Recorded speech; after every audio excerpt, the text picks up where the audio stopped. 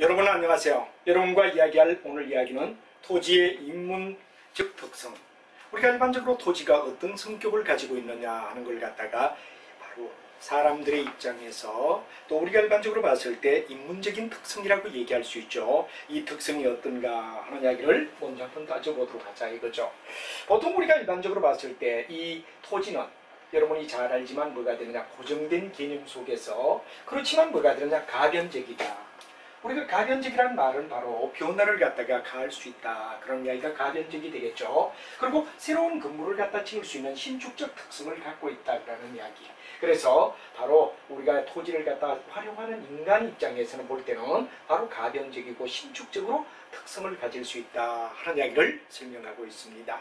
그럼 맨 먼저 우리가 봤을 때 뭐가 되느냐, 용도의 다양성이다. 우리는 똑같은 토지라도 어디에 사용하느냐에 따라 각각 뭐 빌딩을 짓느냐, 공장을 짓느냐, 아니면 뭐 우리가 봤을 때 도로를 만드느냐, 철도를 만드느냐, 똑같은 토지지만 토지를 어떻게 활용하느냐에 따라 각각 변화를 가져올 수 있다는 용도의 다양성을 얘기하죠. 이걸 갖다 다용도성이라고 얘기하며 변화를 추구할 수 있는 변용성이라는 말을 쓸 수 있다 하는 말이 중요한 이야기가 되겠습니다.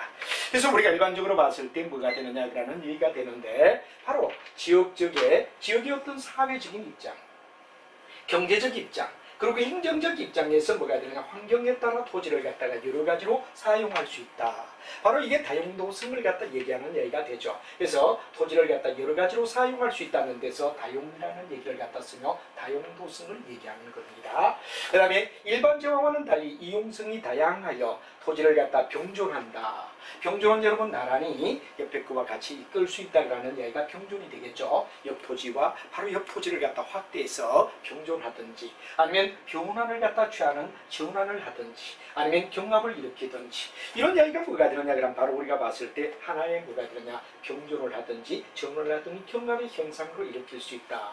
그래서 토지는 가능한 뭐가 되느냐, 최유효성이라는 말이 굉장히 중요한 이야기가 되겠죠. 바로 일반적으로 봤을 때 얼마나 유용하게 주어진 토지를 갖다 똑같은 토지지만 얼마나 효율적으로 사용하느냐를 갖다 최유효성이 될 수 있다, 그런 이야기가 굉장히 중요한 이야기가 되겠습니다. 여러분이 여기서 사회적, 경제적, 그 다음에 행정적이라는 말을 갖다 생각해야 되고, 토지를 갖다가 병존하든지 전환하든지 경합을 갖다 시킨다 이거죠. 여기에 의하여 유효성을 갖다 최대가 되도록 만들어준다. 그래서 궁극은 뭐가 되느냐, 토지는 바로 하나의 뭐가 되느냐, 그럼 실익을 갖다 추구한다라는 이야기가 굉장히 중요한 이야기가 되죠. 토지를 갖다 잘 사용해서 실제 이익이 일어나게끔 만든다는 얘기가 중요한 이야기가 되죠. 그래서 국가는 개인이 잘못된 부동산의 이용을 갖다 다시 시정하기는 매우 어렵다. 한번 우리가 건물을 지어버린다면 20년, 30년 또는 심지어 한 100년 정도는 고정화되어 버릴 수 있는 이야기가 있기 때문에 시정이 한번 잘못되었을 때 어렵다 이거죠. 그렇기 때문에 이걸 갖다 우리가 뭐냐면 토지의 비가역성이라 한다. 한마디로 말하면 비가역성, 가역성이라는 말은 바로 변화를 시킨다는데 여기에 비라는 말이 붙었기 때문에 가역할 수가 없다는 얘기가 되는 거죠. 그래서 부동산을 활용하는데 최유효성을 갖다 전제로 해야 된다는 거. 그러니까 우리가 시시한 게 아니라 바로 한 번 쓰면 잘못되면 문제가 되기 때문에 최유효성을 갖다가 가질 수 있는 입장에서 바로 우리가 토지를 갖다가 전제로 해야 된다는 이야기가 중요한 이야기가 되고, 그러기 위해서는 비가역성이라는 제도를 갖다 충분히 이해를 해야 된다 하는 이야기가 굉장히 중요한 이야기라는 얘기가 되겠죠. 그래서 우리가 토지를 갖다 인문적으로 볼 때 바로 결론은 가변적이고 신축적이다 하는 말이 되고, 다용도로 다양한 용도로 사용할 수 있으며 변용이 가능하다라는 얘기가 되는 거죠. 여기서 우리가 알아야 될 거는 사회적, 경제적, 행정적 환경이라는 얘기를 꼭 알아둬야 되고, 토지를 이용하는 데 있어서 병존하든지 전환하든지 경합한다는 얘기를 알아야 되고, 최유효 이용이라는 말을 갖다 꼭 알아야 되죠. 딴 말로 말하면 실익이라는 말을 갖다 우리가 쓰는데, 실익을 위하여 바로 국가는 그렇게 해서 우리가 효율적 이용을 갖다가 권장해야 된다는 얘기가 되겠죠. 그래서 비가역성이라는 이야기, 한번 사용한 땅은 다음에 어떤 변화를 유도하기에는 너무나 많은 시간이 소요되기 때문에 비가역적이다 이렇게 되죠. 그래서 부동산을 최유효성을 높이는 전제를 생각하고, 그리고 비가역성을 갖다 충분히 뭐가 되느냐 그럼 고려해야 된다 하는 말이 중요한 이야기가 된다는 걸 앞에서 설명하고 있다는 거 하나하나 꼼꼼히 우리가 진행하는 게 가장 좋습니다. 강의수가 좀 많더라도 꼼꼼히 하나하나 여러분이 터치하며 나가는 거, 그야말로 시험장 갔을 때는 이게 도움이 될 수 있다 하는 이야기를 알아두고, 뭐 대충 뭐 중요한 것만 하지, 중요한 거 이외에도 시험에 나올 수 있고 또 여러분이 대충 해놨을 때는 절대 어디에 되냐 60점의 벽을 갖다 돌파하는데 문제를 유도할 수 있다. 그런 데서 강하면 여러분들이 꼼꼼히 따라오는 게 중요하다는 얘기를 드리고 싶습니다. 자, 그럼 이제 뒤로 넘어가서 바로 이런 여러 가지 이용해서 다양성, 용도의 다양성으로부터 파생되는 특징은 어떠냐? 우리가 용도를 다양하게 사용할 수 있다는 얘기가 중요한 얘기가 되죠. 똑같은 토지지만 뭐 공장을 짓느냐, 철도를 넣느냐, 아니면 뭐 여러분들 잘 아는 뭐 여러 변형된 아니면 뭐 건축물을 갖다 종합 건축물을 짓느냐, 뭐 등등에 따라 있는데 바로 이 다양성 있는 특징을 갖다 살려주기 위해서는 뭐에 근거를 둬야 되느냐? 최유효성에 근거를 둬야 된다. 그리고 적지론이란 말이 굉장히 중요한 이야기하죠. 적당한 자리에 적당한 건물, 적당한 목적의 어떤 건물이 들어서 주는 것. 그 바로 적지론이다 이거죠. 주어진 토지를 갖다 어떤 용도로 사용할 것인가. 이게 바로 적지론에 대한 입지론 이야기다 하는 말이 되겠죠. 그리고 가격의 다원설. 한마디로만 가격이 똑같은 게 아니라 우리가 지역마다 또는 스임에 따라 위치에 따라 각각 달라지는 걸 가격의 다원설이라는 논리적 근거를 제공하는 이유도 바로 최유효성의 이용에 의해 되느냐, 얼마나 적합하냐, 그리고 얼마나 적지론을 지켜주느냐에 따라 가치의 상생, 가치가 늘어나기도 하고 줄 수도 있다 이거죠. 그래서 창조적 이용을 갖다 가능하게 한다. 그 다음에 이행과 전환.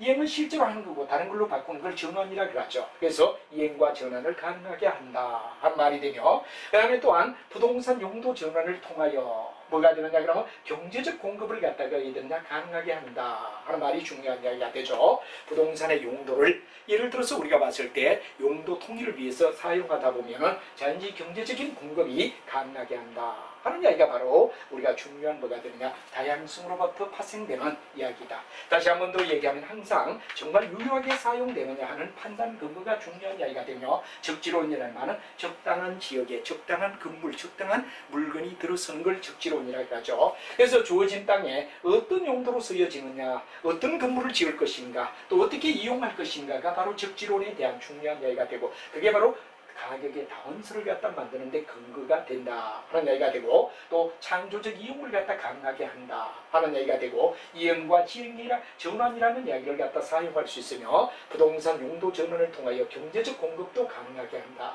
뭐 우리가 봤을 때 어떤 특정 개발이라든가 지역, 어떤 특정 지역을 갖다 전부 다 통합적으로 정부의 정책에 의하여 바로 통제 공개념을 도입해서 우리가 바로 경제적 공급을 갖다 가능하게 해주는 이야기들, 이런 것들이 다 하나의 뭐가 되느냐 그럼 바로 우리가 봤을 때 하나의 뭐가 됩니까?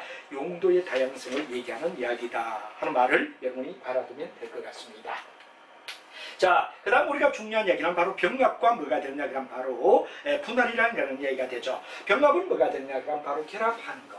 두 개의 토지를 갖다가 결합해 나가는 거. 또는 여러 지역의 토지를 갖다가 연립주택이 여러 개가 있다 할 때 우리가 이게 되죠. 하나로 개발하지 않고 여러 필지에 뭐가 되느냐 그럼 만약에 이렇게 있는 연립주택을 갖다 전부 다 종합해서 바로 병합한다는 말이 되겠죠. 그래서 두 개 이상이 뭐가 되느냐 그러면 지역을 갖다가 건물을 갖다 또는 필지를 병합한다는 말은 결합해서 합한다는 얘기가 되겠죠. 합한다는 개념, 합의 개념을 얘기합니다. 분할은 바로 나눈다는 얘기가 되겠죠. 일반적으로 넓은 땅을 있다 이럴 때 이 넓은 땅을 갖다 우리는 뭐 4개 지역으로 구획적을 갖다 정리한다. 그럼 이거 바로 나눈다는 개념이 분할이 되는데, 토지는 병합과 흩어져 있는 두 가지를 갖다 합해 주는 것. 흩어져 있는 2개 이상의 토지를 갖다 합해서 어야 되느냐 용도 개발을 한다 그럴 때는 병합이라고 말할 수 있죠. 그러나 큰 땅을 갖다 뭐가 되느냐 그러면 바로 이렇게 지역별로 목적에 따라 각각 나누어서 처리를 한다 그럴 때 우리는 분할이라고 얘기를 하는 겁니다. 그래서 병합과 분할이라는 두 가지를 갖다 우리가 생각한다 하는 말이 되겠죠. 토지는 면적을 갖다 인위적으로 이해되느냐 그러면 바로 큰 규모 또는 작은 규모로 합치거나 나눈다. 바로 여러분 합치다 그러면 이게 뭐가 되겠어요? 병합이 되겠죠. 나눈다는 말이 뭐가 되죠? 분할이 되는 거죠. 바로 이 두 가지. 그래서 우리가 일반적으로 병합이라는 말과 그리고 뭐가 되느냐 분할이라는 말을 갖다 우리가 반드시 여기에서 꼭 알아둬야 된다는 얘기가 중요한 이야기가 되고, 그 다음에 이러한 특성 때문에 토지의 이용 주체는 효과적인 토지를 이용하는 것. 이때 우리가 중요한 얘기는 토지 이용 주체라는 말은 바로 토지주나 아니면 정부나 개인을 얘기하는 거겠죠. 그래서 이용을 위해서 분할을 갖다 하든지 아니면 합병 등을 통하여 토지를 정개해 나갈 필요가 있다 바로 땅을 쓸모있게 나누어서 바로 만약에 너무 적은 땅이 두 개 연결되어 있을 때는 병합시켜서 더해 주는 게 좋고 넓은 땅이 있을 때는 괜히 분할해서 우리가 벌써 나누어서 건물을 짓는 게 좋다. 이게 바로 뭐가 되냐? 분할과 합병이라는 얘기가 되겠죠. 이렇게 된다 그런 얘기가 되고, 그 다음에 두 번째 이야기는 바로 병합과 분할의 가능성을 갖다 가지고 있기 때문에 파생되는 특징은 어떤가 그런 이야기를 보죠. 일단 뭐가 되느냐? 용도를 갖다 다양하는 데 대하여 지원을 가능하게 한다.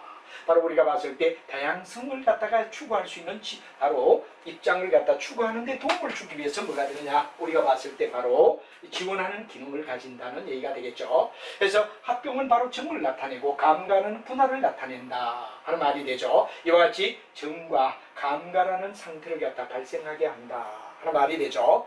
그 다음에 이제 균형을 갖다 지킨다는 원칙과 적합의 원칙과 기여의 원칙이라는 이야기 세 가지를 가능하게 한다. 그래서 우리가 알맞게끔, 균형은 알맞게끔 이런 말이 되죠. 적합하게끔, 적지론을 얘기했죠. 바로 왜 되느냐 그러면 서로가 기여한다는 기브 앤드 테이크를 얘기하는 이야기. 이게 바로 뭐가 되느냐? 기여의 이야기다. 그래서 균형과 적합과 기여의 원칙.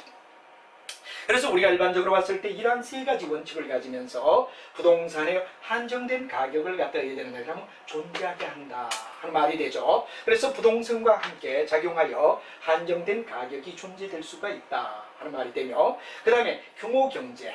여러분 잘 알지만 규모경제는 바로 대량 생산을 함으로써 단가를 낮춘다. 그런 걸 우리는 규모경제라고 말을 하죠. 여러분들 보통 현대자동차에서 100만 대 생산할 때보다는 200만 대, 200만 대 생산할 때는 보다는 300만 대 사용 가능한 범주에서 바로 생산 가능 범주에서 생산량을 늘리면 단가가 낮아진다는 걸 우리는 규모경제라고 얘기를 하죠. 그러면 이제 우리가 중요한 이야기는 뭐냐 그러면 바로 이런 이야기와 그다음 대량 생산으로 대단가를 갖다가 우리 이해하는 걸 갖다 프로테이지란 말을 갖다 쓰게 되는 겁니다. 이걸 갖다 현상을 갖다가 해야 되느냐 그러면 바로 발생한다. 그러니까 뭐가 되느냐 그러면 조그마한 어떤 땅을 갖다 개발해서 건물을 짓는 것보다는 서로가 여러 가지 병합과 그 다음에 우리가 봤을 때 조절을 통하여 병합과 분할이라는 조절을 통하여 해야 되느냐 그러면 바로 대량으로 물건을 갖다 지켜하는 규모경제, 그리고 프로테이지라는 현상을 갖다 유도할 수 있다 그런 얘기가 되가, 바로 프로테이지는 대량 생산의 대단가를 갖다 해야 되느냐 그럼 유도하는 이야기, 이걸 갖다 우리가 얘기한다 그런 이야기를 설명하면 되겠죠. 자, 이렇게 해서 우리가 병합과 분할을 발생되는 여러 가지 특징들을 알맞는 상황에 따라 적절히 해야 되느냐 분할과, 그리고 뭐가 되느냐 그럼 바로 병합이라는 이야기를 이하여 토지를 갖다 활용한다는 얘기를 설명하고 있습니다. 자, 그 다음 우리가 봤을 때 위치의 가변성을 갖다 얘기하죠. 바로 토지는 위치적 존재다. 원래 토지라고 하는 이야기는 그대로 자기가 있는 땅을 갖다 옮길 수 없는 고정성을 가지고 있기 때문에 우리는 바로 여러 가지 원래는 인위적인 위치적 존재라고 얘기하죠. 위치적 존재다. 그래서 우리는 고정된 개념을 가지고 있다 이거죠. 위치가 지니는 환경의 가치를 갖다가 내포하고 있고, 토지를 둘러싸고 있는 토지의 인문적 환경이나 변화나 또는 뭐가 되느냐 토지에 대하여 여러 가지 가치가 변할 수 있다. 옆에 어떤 건물이 들어서느냐, 또 어떤 건물과 더불어 있느냐에 따라 바로 여러 가지 환경의 영향을 받을 수밖에 없다. 그런데 우리가 인간 생활을 동일한 현상을 갖다 반복하는 것이 아니기 때문에 인문적 활동을 갖다 끊임없이 변화할 수밖에 없다. 그래서 이에 토지의 인문적도 예를 항상 변화한다. 그러니까 토지의 위치는 뭐가 되느냐 그러면 바로 그 가능성이나 또는 사용성에 있어서 바로 변화를 갖다 유도할 수 있다는 얘기가 되죠. 토지가 단독적으로 하나의 토지로서 끝나는 게 아니라 그 옆에 주변의 토지들이 어떻게 개발되느냐. 그래서 우리가 왜 사람들이 거의 강남 쪽을 갖다 많이 선택하고 강남의 땅값이 높고 집값이 높으냐. 이유는 바로 뭐가 되느냐 그럼 이런 위치의 가변성을 갖다가 활용하는 데 있어서 훨씬 더 다른 지역보다는 어떻죠? 가변성의 변화가 많이 일어날 수 있고 또 효과를 많이 얻을 수 있기 때문에 뭐가 되느냐? 바로 위치의 가변성을 이용하기 때문에 가치가 달라질 수밖에 없다. 그리고 사람들은 이런 가치의 바로 가변성을 갖다 우리가 고려해서 바로 우리가 말해서 상권 분석이라고 얘기하죠. 마치 장사를 할 때, 예를 들어 장사를 할 때는 어디에서 장사를 하느냐의 위치에 따라 바로 판매고가 달라지듯이 토지도 가변성, 어느 지역에 있느냐에 따라 이런 가변성을 갖다 지니고 있는데, 가변성은 고정된 것이 아니라 상황에 따라 환경에 따라, 정책에 따라, 뭐 나라의 어떤 정책이나 경제 정책에 의하여 변할 수 있다. 그런 걸 위치의 가변성이라고 얘기를 하죠. 자, 그래서 위치의 가변성 형태를 갖다 우리가 본다면 바로 사회적 환경이 어떠냐. 그 다음에 주거의 환경이 약화됐을 때 개선해야 되고 슬럼화되면 이제 더 과밀화. 이런 것을 나눌 수 있고, 그 다음 환경에 만약에 공장이 정립된다 하는 거, 그 다음에 공원이 있는다, 갑자기 폐지되었다. 학교가 갑자기 어디에 되느냐 그럼 바로 이전한다. 여러분 잘 알지만 요즘은 바로 굉장히 중요한 이야기가 바로 학군 문제. 이것 때문에 뭐 어느 쪽의 학교, 어느 학교가 좋으냐에 따라 그 지역에 많은 의대느냐 수요를 갖다가 내는 이야기도 바로 학교의 이전이나 이런 것들이 굉장히 중요하죠. 그 다음에 인구의 가변성. 그 다음에 여러가지 가구의 구조의 변화, 부동산의 유용성 등의 수급의 변동 등이 다 가변성을 갖다 형성하는 내용이다. 이렇게 되죠. 그 다음에 이제 우리가 봤을 때 도시를 갖다 형성하고, 그 다음에 공공시설을 갖다 확충한다든가, 뭐 정비 상태를 갖다 변화시킨다든가, 이렇게 함으로써 바로 토지의 가치를 갖다 결정짓는 위치의 가변성을 변화를 줄 수 있다. 그래서 항상 그 자리에 머물지 않고 상황 옆에 사회적인 위치 가변성, 주거의 내용, 뭐 여기는 개성이 된다든가 또는 아니면 슬럼화 된다든가 과밀화 된다든가 이런 얘기가 되겠죠. 그다음 공장의 전입, 공원이 폐지, 학교가 이전하는 것, 이런 것들이 어떠냐 그럼 다 가변성을 형성하는 데 이유가 되는 거죠. 그리고 인구 상태나 그 다음에 가구의 구조의 변화, 예를 들어 옛날은 대가족이다가 요즘 1인, 2인 가구가 많이 늘어나는 이유, 이게 바로 가구의 구조의 변화라고 말할 수 있죠. 그래서 부동산을 유용하게 사용하는 정도에 대하여 수급의 변동이 일어나는 것들, 그 다음에 시설이나 뭐가 되느냐 확충하는 것, 그 다음에 뭐가 되느냐 정비 상태 변화를 주는 것, 이런 것들이 다 하나의 위치의 가변성을 얘기하는, 부동산에서 위치의 가변성에 일어날 수 있는 변수다 하는 이야기를 여러분이 아시면 될 것 같습니다. 자, 그 다음에 이제 우리가 중요한 이야기는 바로 경제적 위치의 가변성을 얘기한다 이거죠. 얼마만큼 경제적으로 얼마만한 뭐가 되느냐 혜택을 갖다 주느냐 하는 이야기가 우리 책에 쭉 또박또박 나와 있습니다만 우리는 하나하나 PPT 속에서 내용을 갖다 분석해 보는 겁니다. 제 예를 들어서 뭐가 되느냐, 수송과 교통 정비가 어떻게 되느냐, 수송 체제가 어떠냐, 예를 들어 도로라든가 철도라든가 전철이라든가 항만이라든가 이런 수송의 체제, 바로 연결성이 어떤가에 의하여 바로 경제적 위치의 가변성이라고 말하죠. 그 다음에 경제 성장이 어떠냐, 소득의 증대에 영향을 주느냐, 그리고 부동산 수급 및 그 다음 유용한 변동, 이런 것들이 다 경제적 위치의 가변성이라고 얘기할 수 있다. 이런 얘기가 되죠. 또 세 번째는 물가. 보통 우리가 물가는 요즘은 인플레이션이다. 그래서 부동산을 가지고 있는 것이 절대 손해보지 않지, 돈을 가지고 있으면 돈 가치는 계속 하락한다. 이런 개념을 가지고 있죠. 그 다음에 임금, 사람들을 고용하는 고용 상태, 이런 것들이 부동산 수급에 의해 되느냐 유용성의 변화를 주는 이야기다. 이런 부위가 바로 우리가 경제적인 부위라고 말하죠. 첫째는 수송과 어떻게 연결되어 있죠.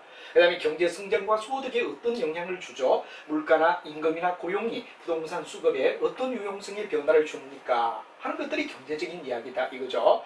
다음 세 번째는 행정적인 거, 바로 국가의 정책에 의하여, 행정의 지배성에 의하여, 또는 비행정실, 행정성, 이런 것들이 있는데 일정한 지역을 토지거래 휴가제로 이해되느냐 그러면 규제하는 것들, 또 어떤 지역을 갖다 그린벨트로 이해되느냐 그러면 묶어두는 것들, 그 다음에 양도소를 갖다 완화하여 부동산 보유세를 갖다 강화하는 것들, 양도세 등 완화하고 부동산을 보유한 건 보유세를 갖다 강화하는 이런 것들도 행정적 위치, 바로 부동산에 대한 정책이다. 이렇게 우리가 볼 수 있죠. 그다음 정부의 주택 정책이 어떤 거죠? 그다음 도시계획에 대한 변경이 어떻죠? 토지 이용에 대한 공적 계획이 어떻게 되느냐 하는 이야기가 행정적 위치에 대한 거. 바로 개인에 의하여 이루어질 수 없는, 바로 여러분이 잘 알 수 있는 국가의 행정의 단위에 의하여, 어떤 지역의 행정에 의하여 바로 영향을 받는 이 이야기들. 일정 지역을 만약에 토지거래 허가제로 규제하는 거, 그린벨트를 묶는 거, 그다음 양도소득세는 완화하고 부동산 보유세를 강화한다, 뭐 이런 얘기가 많이 있죠. 이런 것들은 다 뭐가 되느냐 그러면 바로 행정적 어떤 가변성이라고 말할 수 있다. 정책으로 인하여, 정책으로 해야 되느냐 토지에게 영향을 주는 부위라고 말할 수 있죠. 정부의 주택 정책이 어떻죠? 도시계획이 어떻게 변경되죠? 그 다음에 토지 이용에 대한 공적, 바로 여러분들 뭐가 되느냐 토지의 공개념 같은 것들, 이런 것들이 다 하나의 뭐가 되느냐 행정적 입장에서 우리가 얘기할 수 있는 뭐가 되느냐 그럼 바로 내용이다 하는 이야기를 우리는 충분히 하나하나 따져갈 수 있다. 그런 얘기가 되겠습니다. 자, 이렇게 해서 우리는 일반적으로 봤을 때 토지가 가지는 영역을 갖다 여러 가지 영역에서 얘기를 했고, 그 다음 마지막에 국토성이라는 얘기를 갖다 가집니다. 토지는 한 국가에 예속되는 땅이다. 그래서 우리가 자기의 개인 소유로 가지고 있지만 이 땅은 궁극은 뭐가 되죠? 바로 우리가 어느 지역의 땅을 가지고 있던 한국 같은 대한민국이라는 국토의 일부분이다. 이렇게 우리가 말하죠. 그래서 국토의 전제를 하지 않은 개인 소유의 부동산은 존재할 수가 없다. 그렇죠. 우리는 어떤 땅을 가지고 있든 우리 특히 한국인이 가지고 있는 땅은 전부 다 한국의 토지라는 개념이 되는 거죠. 그래서 우리가 일반적으로 봤을 때 국토를 전제로 하지 않은 개인 소유의 부동산은 존재할 수가 없다. 그렇기 때문에 토지의 공개념을 갖다 우리는 설정하지 않을 수 없다. 이게 바로 아주 중요한 이야기가 되죠. 한국 내에서 우리나라 한국 내에서 이제 있는 땅 또는 서울 시내 땅 이렇게 우리가 얘기할 수 있는 이야기는 바로 국토성을 얘기한다라고 말할 수 있죠. 그래서 국토성은 궁극은 뭐가 되냐? 개인의 부동산은 존재할 수가 없는데 국토라는 전제. 바로 우리 한국 내 한국인이기 때문에 한국 내에 가지고 있는 땅들. 개인이 소유하는 땅은 한국의 땅 속의 일부분이기 때문에 국토성을 배제할 수는 없다. 그 속에서 개인의 부동산은 존재할 수가 없는 거죠. 그렇기 때문에 토지는 바로 공공이 유용하게 사용되어야 할 의무를 가지는 공개념이라는 얘기가 있는 거다 하는 말이 되죠. 자, 그 다음에 이제 우리가 봤을 때 국토성으로 파생하는 여러 가지 특징은 토지는 본래 사유이기 때문에 국토이다. 사유 재산보다는 국토에 속하는 거다 이거죠. 그 다음에 국가를 전제하지 않은 개인 소유의 뭐가 되냐? 부동산은 존재할 수가 없다.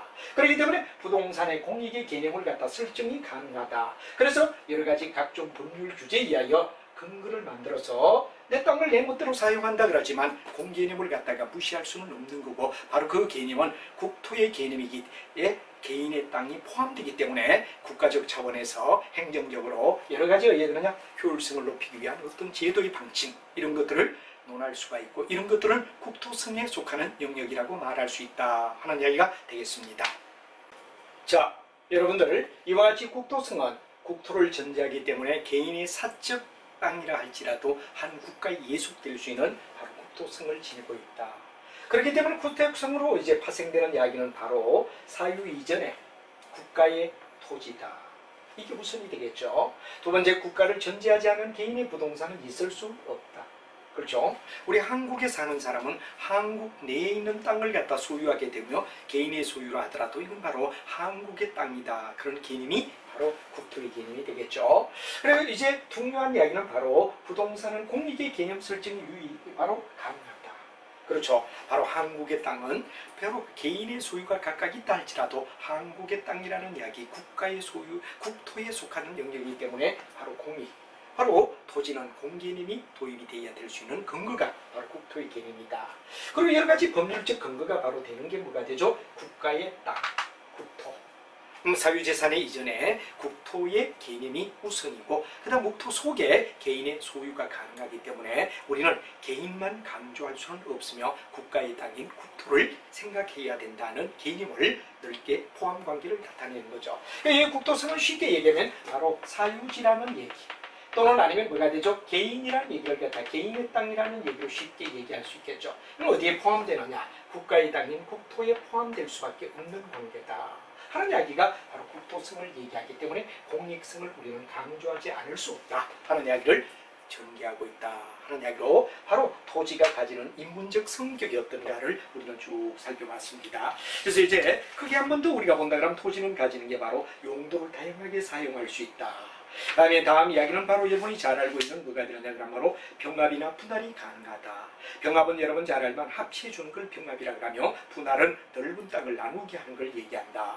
그리고 위치는 바로 고정되어 있다라는 얘기가 되죠. 위치의 가변성이라고 하는 이야기는 비록 땅은 고정되어 있다 하더라도 뭐가 됩니까? 주변의 위치에 영향을 받는 가변성을 가지고 있다. 그래서 바로 우리가 봤을 때 환경이 어떠냐, 사회적 환경이 어떠냐, 그 지역의 특성이 어떠냐, 그 지역에 어떤 건물이 들어가죠. 여기에 따라 바로 위치가 가지는 가변성을 갖다 우리는 설명하며 그 가변성이 바로 토지의 개념을 갖다 토지를 갖다 훨씬 더 인접한 토지의 영향을 받는다는 개념을 얘기하는 거죠. 이런 얘기를 갖다 우리가 쭉 해가지고 같이 한번 살펴봤고, 그다음에 이제 마지막에 바로 토지 개인 사유의 땅이지만 국토에 포함되는 내용이다 하는 이야기에서 공개념을 갖다 우리는 생각할 수 있다 하는 이야기로 설명할 수가 있을 겁니다. 자, 그러면 이제 우리가 여기에 따른 확인 문제를 갖다 가볍게 우리가 살펴보며 한번 보도록 하죠. 자, 우리가 부동산의 특성을 갖다 우리가 이제 쭉 설명을 하는데 파생되는 특명 중에 내용 안에 들어갈 이야기는 뭐가 되느냐 하는 이야기를 갖다 우리가 이야기를 하고 있습니다. 자, 뭐는 부동산 활동을 국지화시켜 지역적으로 특화하게 되며 그랬습니다. 여기에 굉장히 중요한 얘기는 토지는 바로 부동산, 움직이지 않는다. 그러면 부동산 활동을 갖다 국지화시키고 지역적으로 특화할 수밖에 없다 하는 이야기에 부동성을 얘기하는 거죠. 그래서 일단 부동성을 우리는 잡을 수 있습니다. 그리고 뭐는 소유이익과 사용이익이 분리돼 임대차 시장의 발달 근거가 된다 하는데 바로 우리가 잘 알고 있는 소유나 사용 계속 가지고 있다는 얘기가 되겠죠. 이용한다는 이야기가 되겠죠. 이런 것들은 바로 연속성을 갖다 얘기하는 연속성이다 하는 이야기가 되겠습니다. 그래서 바로 우리가 봤을 때 움직이지 않는다는 이야기에서 지역적으로 이해되느냐 국한된 바로 어떤 부동산은 국지화시키면서 지역적으로 특화된다는 얘기가 되고 그 다음에 한 번 가지게 되는 영원히 가진다는 연속성을 얘기하는 거죠. 그래서 바로 소유이익과 사용이익을 분리하여 임대차가 근거되는 내용은 연속성이기 때문이다. 그리고 그 다음에 용도의 다양성이라는 말이 나오는데 이건 바로 유효이익이라는 얘기를 갖다 썼죠. 앞에서 우리가 봤을 때 똑같은 토지지만 어디에 사용할 때 우리가 적지에 사용함으로 해서 바로 적합하게 사용을 해서 효용성을 높이는 걸 갖다 최유효 이용의 근거가 된다는 얘기는 용도의 다양이죠. 그리고 이제 우리가 부동산 대상은 다른 부동산과 비교하기 어렵고 시장에서 상품 간의 대체 관계에 제약할 수 있다. 그러면 바로 개별성을 얘기하는 이야기다. 그래서 바로 여기는 1번이 정답이다 하는 말이 되겠습니다. 그래서 다시 한번 얘기한 부동산은 막 이동하는 게 아니고 부동성을 가지고 있고 그 다음에 한번 소유하게 되면 굉장히 소유와 사용이익이라는 두 가지 이야기의 연속성을 가진다는 이야기. 소유권이 바뀌지 않는 한은 토지는 영원하다라고 얘기할 수 있죠. 그 다음에 바로 우리가 부동산은 더 다양한 사용의 이야기가 뭐가 되냐 최유효성을 근거하게 된다. 그리고 이제 각각의 부동산은 다른 부동산과 비교를 갖다 하게 되고 또 시장에서 대체 관계를 갖다 제약할 수 있는 이야기는 개별성을 가지기 때문이다 하는 1번이 정답이다 하는 이야기로 확인 예제 문제를 우리는 풀어볼 수가 있었습니다. 자, 다음 2번으로 넘어가서 여러분하고 같이 한번 보도록 하죠. 바로 다음 중 바로 자연에 대한 특성, 속성에 대한 것으로 옳은 건 뭐냐. 토지가 가지고 있는 자연, 토지가 가지고 있는 자연 특성에서 연속성에 대한 것. 한마디로 말하면 한 번 가지고 있는 땅은 소유권이 이전되지 않은 한은 영원히 어디에 되느냐 가게 되고 대대손손 물러가게 된다 하는 이야기가 바로 자본주의 국가에서 일어나는 이야기가 되겠죠. 이럴 때 우리가 연속성이라고 얘기를 합니다. 연속성에 대한 이야기를 했는데 하나하나 연속성에 대한 이야기로 옳은 것을 골라라. 시험을 볼 때는 별거 아닌 것 같지만 우리는 옳은 것, 틀린 것 이거 반드시 선을 그어줘야 됩니다. 여러분이 시험지를 받자마자 흥분해서 만약에 옳은 것을 다른 것으로 또 틀린 것을 옳은 것으로 이러기 때문에 항상 옳은 것은 그럴 때 옳은 것에 줄을 끊는 게 굉장히 중요하다. 이런 얘기가 되겠죠. 기본적인 이야기가 됩니다. 자, 토지의 집약적 이용과 토지의 부족 문제가 근거가 된다. 이게 바로 토지의 부족 문제. 바로 이제 여러분 잘 알지만 부정성이라는 얘기가 되죠. 이 정성이라는 말은 늘어나는 걸 얘기합니다. 늘어나지 않는다는 얘기가 되겠죠. 안이 불서서 증가가 되지 않는다. 토지는 일반적으로 봤을 때 제약된 한계.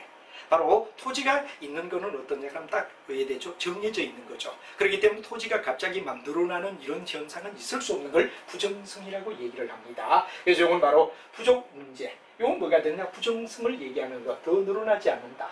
이럴수록 상품 같은 필요하다면 얼마든지 생산하면 찍어내지만 토지는 필요하다고 해가 생산해낼 수 있는 것은 아니고 바로 정지되는 거. 이걸 갖다 우리는 토지에 뭐가 되냐? 부정성을 얘기한다. 이렇게 되죠.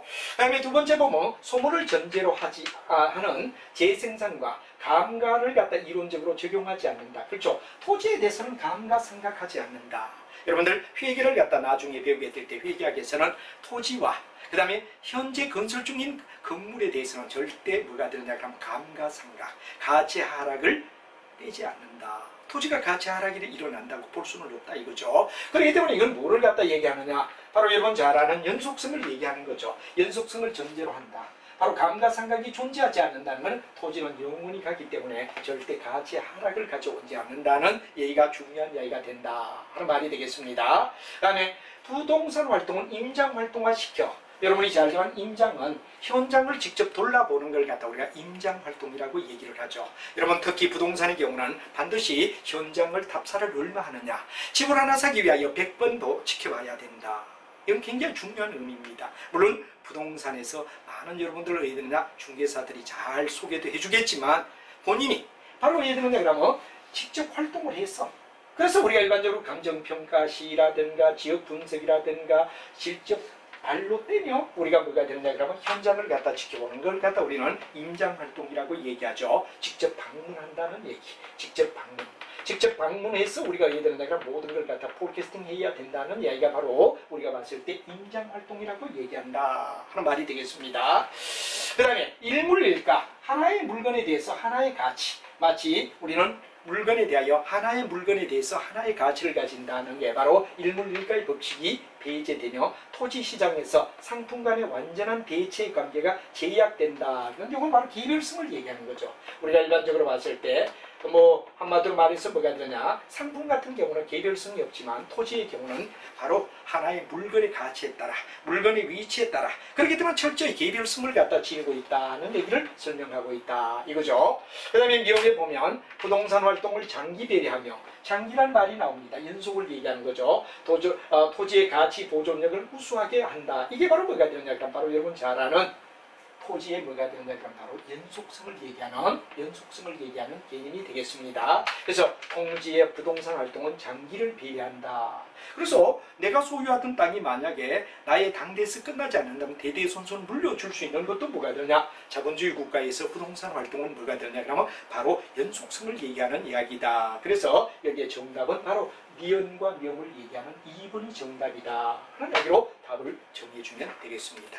여러분이 이제 부동산학 개론 같은 걸 앞부분 할 때 그냥 스피드 있게 나가고 정리 안 되면 뒤에 가면 더 힘들어집니다. 항상 꼼꼼히 마치 여러분이 이 부동산학도 바로 1페이지부터 끝페이지까지를 다 하나하나 정성껏 정리할 필요가 있다. 그리고 앞부분이 정리가 안 되고 대충 넘어간다. 보통 강의를 보면 앞부분이 막 대충 날려버리죠. 그러면 처음 부동산학 하는 사람은 어떠냐 그러면 완전히 입시하는데 문제가 있기 때문에 앞부분을 꼼꼼히 진행하며 선생님은 처음이나 끝이나 똑같은 기준에 의하여 강의를 진행하며 강의 수가 좀 늘더라도 꼼꼼하게 하나하나를 갖다 다 따지며 같이 고민해 보는 것. 이게 바로 왜 되느냐 부동산에 대해서 좋은 점수를 받을 수 있는 기반이다 하는 걸 거듭 여러분에게 말씀을 드리겠습니다. 자 이렇게 해서 이제 우리 책 이외에도 이제 선생님이 왜 되느냐 시중책들 중에서 잘 돼 있는 책들의 내용들을 갖다가 어느 정도 표집하고 요약해서 바로 우리가 뭐가 되느냐 그럼 부동산 파트 4 부동산학의 개념의 핵심 요점을 갖다 한 번 더 잡아볼 필요가 있다. 물론 우리 교과서에서 얘기했던 이야기이지만 한 번 더 다른 책들은 어떻게 돼 있을까? 또 유사한 책들에 대해서 예를 들면 나와 있는 내용을 갖다 종합적으로 쭉 한번 표집해서 한 번 정도 파트 1, 파트 2, 파트 3 이렇게 달아가며 우리 교재와 달리 그리고 여러분 PPT로 어야 되느냐 그러면 반드시 봐주시고 또 서브 노트를 갖다 반드시 어야 되느냐 그러면 만들어주는 거 매우 중요합니다. 그래서 여기는 교재에 있지 않는 이야기지만 한번 우리가 같이 한번 토지의 속성을 다시 한번 정리해보자 이겁니다. 자, 맨 먼저 여러분 잘 알지만 자연적 특성 속에는 뭐가 되냐 비이동성. 부동산은 절대 이동하지 않죠. 지리적 위치가 고정된다 하는 이야기 이동하지 않으며 이동할 수가 없으며 고정될 수밖에 없다 하는 이야기를 얘기하고 있는 게 바로 시중책들이 가지는 얘기들입니다. 그래서 부동산 활동을 갖다가 현상을 갖다 국지화시킨다. 국지란 말은 고정화시킨다는 얘기가 되죠. 바로 어떤 지역에 딱 고정시킬 수밖에 없다. 그 다음에 지역적인 분석 근거가 될 수밖에 없다. 그래서 권리이익이 어떠냐 하는 것도 바로 이런 지역적인 어떤 특성. 그래서 권리이익이 어떠냐 그런 이야기는 바로 추상적 시장이라고 우리가 말하죠. 실제 물건이 이루어지는 시장을 갖다 우리는 부채적 시장이라고 얘기하면 추상은 개념적으로 이 지역은 어떻다. 이 지역은 어떤 개념을 가지고 있다. 추상적 시장이다 이거죠. 그 다음에 외부 환경에 영향을 받는다. 여러분들 잘 알지만 어떤 토지가 그 단독의 토지로서 어떤 효능보다는 그 토지 주변에 역이 생겼느냐, 시장이 생기느냐, 어떤 터가 생기느냐에 따라 외부의 영향을 많이 받는데 이걸 외부 효과라고 얘기하더라 하는 말이 되죠. 그래서 부동산 활동은 정보를 갖다가 탐색해야 되고, 그 다음에 직접 현장을 가서 우리가 뛰며 직접 보는 임장 활동이 필요하다 하는 말이 되죠. 그 다음에 정부가 국토의 개념으로서 제도적으로 규제할 수밖에 없다. 그래서 토지관계 법규를 갖다가 해야 되느냐 만들어서, 바로 토지는 개인의 사적 소유에 중요하지만 국적, 한 국가의 토지, 국토라는 개념에 포함되기 때문에 공개념을 준수해줘야 된다는 얘기가 되겠죠. 그래서 바로 관계법규가 복잡하게 연속되면 제재를 가하며 제도적으로 최효율의 효율성을 높이기 위하여 제도적 규제가 필요하다 이렇게 되죠. 그래서 특히 이제 지방자치단체가 운영을 갖다 위한 조세 수입의 근거가 된다. 뭐 양도소득세다 이럴 때는 이건 바로 국세가 아니라 지방세가 되는 이유도 바로 지방자치에 의해된다. 그러면 바로 활동을 위해서, 바로 지역적 활동을 위해서는 예를 들어 우리가 봤을 때 이런 조세 근거가 된 게 부동산으로 일어나는 여러 가지 양도소득세라든가 뭐 이런 등등은 바로 지방세에 속하는 내용이 되고, 그러다 보니까 지방자치단체 운영의 조세 수입의 근거가 뭐냐? 그럼 바로 부동산으로 발생되는 내용이다 라고 얘기할 수 있다는 얘기를 알아두면 되겠습니다. 그래서 설령 우리 책에서 있는 이야기와 중복된 것도 있지만 빠진 거 있을 수 있기 때문에 한번 선생님이 우리 책을 기준으로 쭉 나가고 중간중간마다 파트를 넣으면서 여는 거, 그래서 PPT를 계속 띄운 이유도 갑자기 뭐 원고가 우리 책에 없는 이야기를 갖다 하다 보면 곤란하기 때문에 우리 책에 있든 없든 무조건 다 해야 되는 PPT화 해서 여러분이 볼 수 있게끔 진행하고 있다는 것도 참고해 주시면 될 것 같습니다. 자, 그 다음에 이제 우리가 봤을 때 부정성, 아까도 말했지만 본 수업할 때도 그랬죠. 면적이나 이런 어떤 뭐 수량이 늘어날 수가 없다. 부정성이란 말은 부는 안이불이 되죠. 증가가 될 수가 없다. 한마디로 말하면 뭐가 아니라 에딩이 될 수가 없다. 일반적으로 더 늘어날 수가 없다는 얘기가 되죠. 그래서 비생산적이다. 마치 물건을 만드는 것처럼 생산해서 더 늘어날 수 있게끔 만들 수 있는 게 없다 이거죠. 면적은 유한하다. 수량이 고정되어 있다. 그렇기 때문에 물리적 공급 증가는 불가능하다. 이걸 갖다 우리는 부정성이라고 얘기하더라. 그러나 경제적 용도, 예를 들어 증가를 시킬 수는 있다. 이건 바로 용도의 다양성을 동원해서 예를 들어 단독주택, 아파트라면 토지에 뭐가 됩니까? 똑같은 토지 면적을 가져도 단독주택보다는 훨씬 더 되죠. 공급을 증가시킬 수 있는 용도를 다양화해서 어떠냐 그러면 바로 수요를 더 창출할 수 있는 건 바로 뭐냐 그러면 바로 원래는 물리적인 공급은 고정되어 있지만 이 경제적 용도를 갖다 어떻게 공급을 잘하느냐에 따라 용도의 다양성을 통하여 우리는 뭐 해야 되느냐 그러면 바로 그 수요와 공급을 맞춰 나갈 수도 있다. 이 시간의 경과에 따라 희소해진다. 그렇죠? 시간이 경과되는 데 따라 즉 희소한. 왜냐하면 이제 우리가 봤을 때 그 개발 공법에 의하여 더 건물이라든가 새로운 걸 하면 좁은 토지에도 넓은 건물을 만들 수 있다는 이런 것들은 바로 시간의 경과에 따라 희소성을 갖다 이라고 만들어 줄 수 있다 하는 얘기가 되죠. 희소성을 늘리고 줄 수 있다. 토지의 부족 문제는 바로 수요자의 경쟁 때문이다. 그러면 수요자가 경쟁하다 보면 집가가 상승될 수밖에 없다. 그래서 토지 이용률을 갖다 집약화라는 말은 바로 하나의 법적 규제에 의하여 지방자치단체가 어떻게 효율성을 높일 수 있을 것인가 하는 걸 갖다 집약화한다라고 말할 수 있죠. 그 다음에 비완전 탄력 공급 곡선이다. 왜? 우리가 탄력적인 거 알죠?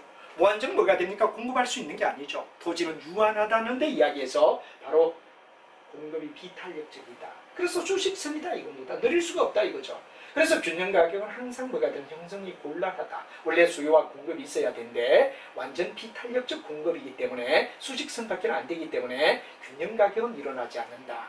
토지는 유한하며 유한이란 말은 한계가 있다 이거죠. 토지의 공개념의 근거가 된다는 얘기가 되겠죠. 그래서 최유효 근거, 바로 똑같은 토지지만 이걸 어떻게 효율적으로 사용해서 더 국민 복지에 또는 국민들에게 좋은 어떤 유한한 땅을 활용하는 데 도움을 줄 수 있을 것인가를 연구해야 된다는 게 최유효 이용의 근거. 이런 것도 법적 바로 정부나 행정부에서 신경을 쓰는 거죠. 그 다음에 지대나 지가를 발생한다 하는 말이 되고, 그 지대, 지가는 땅값을 얘기하는데 바로 이런 문제가 있기 때문에 지대와 지가, 부정성의 문제에 의하여 바로 토지나 이런 것들이 계속해서 해야 되죠. 가격의 하락보다는 가격의 상승을 가져오고, 특히 인플레가 심한 나라에서는 뭐가 됩니까? 바로 이런 부동산을 소유하지 않으면 절대 부자가 될 수 없다 하는 이유도 바로 이런 지가나 바로 지대가 부정성의 영향을 받는다는 얘기가 중요한 이슈가 되기 때문에 여러분들도 반드시 적정의 토지, 적정의 부동산을 반드시 보유해야 된다는 얘기가 중요한 얘기가 되고, 또 그런데 여러분들이 해야 되죠.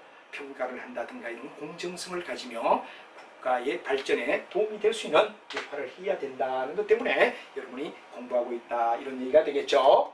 자, 그 다음에 이제 우리가 잘 알지만 토지는 소모되어 가지고 없어져 버리는 게 아니라 상품처럼 사용하고 없어지는 것이 아니라 뭐가 되니까 영원히 간다. 아까 제가 얘기했지만 나의 땅으로 된 소유의 땅은 내가 죽더라도 나의 아들, 나의 손자 이렇게 대대 물림할 수 있는 건 바로 연속성을 얘기하며 소모성이나 불가성은 절대 없다.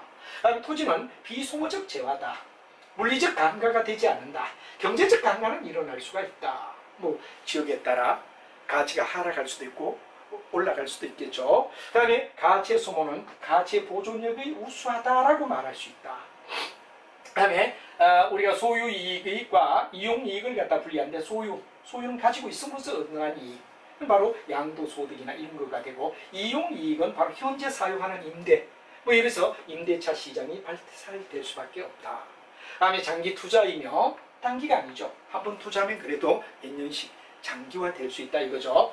소득에 대한 이득이 되며 자본 이득이 되며 향유를 갖다 한다는 얘기가 되죠. 소득과 자본 이득의 향유. 예를 들어 소득 같은 거는 뭐 임대차 또는 아니면 자본 같은 거는 보유했다가 나중 팔 때 이런 얘기가 되죠. 그래서 토지의 개념이 매우 중요하다 하는 얘기가 되고, 그다음에 이제 이런 수익은 연속성 때문에, 그리고 뭐가 되느냐, 부동산 활동 시에 장기에 비례해서 나타난다는 얘기. 그럼 소모를 전제로 하여 뭐가 되느냐, 그럼 적용할 수는 없다. 절대 어디 되느냐, 써버리고 없어지는 소모품과 같이 되지 않는다는 게 부동산이 가지는 일반 상품과 다른 특징이다 하는 연속성을 설명하는 이유다. 이걸 한번 체크하면 됩니다. 그리고 하나하나마다 개별적이다. 이게 대체가 될 수가 없다 이거죠. 똑같은 물건 똑같이 이루어질 수가 없다 이거죠. 그래서 이런 걸 갖다 우리는 일반적으로 비대체성이라고 얘기하며 비동질성이고 다르다. 하나하나 토지마다, 하나하나 위치의 토지마다 각각의 개념은 다르다 하는 걸 우리는 개별성이라고 말하죠. 그래서 토지의 가격이나 예를 들어 수익 등은 어떠냐, 개별화되고 구체화되어 있다 이런 얘기가 되고, 부동산 상품을 갖다가 표준화할 수는 없다.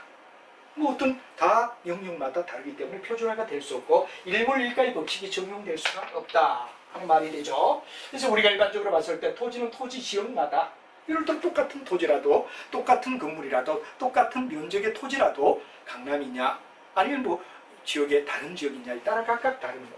그리고 이게 뭐가 되느냐, 부동산은 일몰일가의 법칙은 절대 존립할 수가 없다 이거죠. 그 다음에 부동산을 갖다가 개개의 부동산을 독점화할 수 있다 하는 말이 되고, 그 다음에 표준지 선정이 굉장히 곤란하다. 예를 들어 토지의 가치의 추세는 객관화가 매우 어렵기 때문에 추세 분석, 앞으로 어떻게 가치가 올라갈 거죠? 포캐스팅, 이렇게 같이 하려는 걸 갖다 일일이 추세한다는 건 객관적으로 이루기가 매우 어렵기 때문에 표준화가 곤란하다 이거죠. 토지 간에 완만한 뭐가 되냐, 그럼 완전한 대체란 있을 수, 제약을 받는다.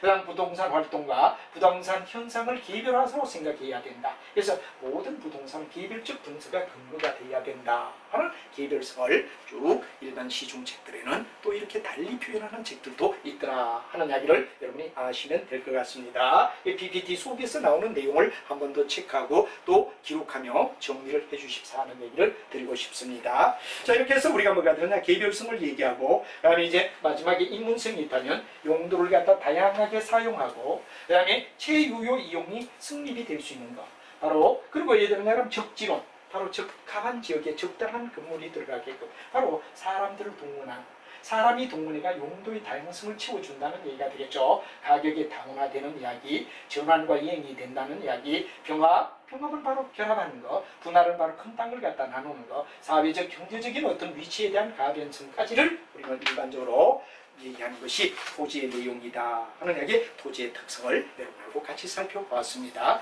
그럼 다음 시간에는 건물의 특성에 대하여 넘어가도록 하겠습니다. 여러분 매우 수고했습니다.